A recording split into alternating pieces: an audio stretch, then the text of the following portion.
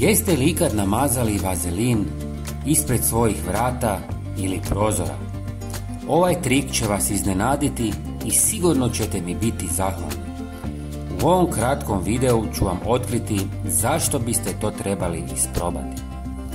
Sve što vam treba je običan vazelin koji je jeftin i dostupan u svim trgovinama.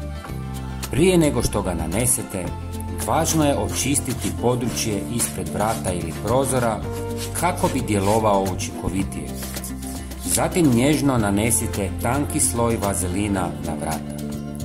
Možete ga staviti u uglove ili duž cijele ivice.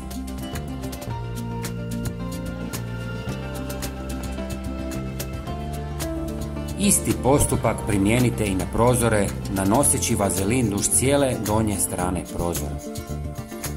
Sigurno se pitate zašto biste uopće stavljali vazelin na prozore ili vrata. Pa odgovor je vrlo zanimljiv. Vazelin je izuzetno djelotvoran u sprječavanju prolaska mrava, žohara i drugih insekata zbog svoje guste, ljepljive teksture koja im otežava kretanje preko tretiranih površina. Također stvara barijeru koja blokira njihov pristup hrani ili mirisima koji ih privlače. Zbog svoje stabilne strukture, vazelin traje dugo i ne nestaje brzo, čak ni u uvjetima kiše.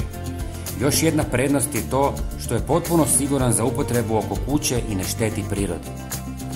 Sad kad ste naučili kako primijeniti vazelin na prozorima i vratima, vaš dom će postati mirnije i urednije mjesto zahvaljujući ovoj lakoj tehnici.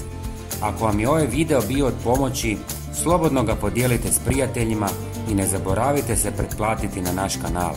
Pretplata je potpuno besplatna. Puno vam hvala na podršci. Lijep pozdrav!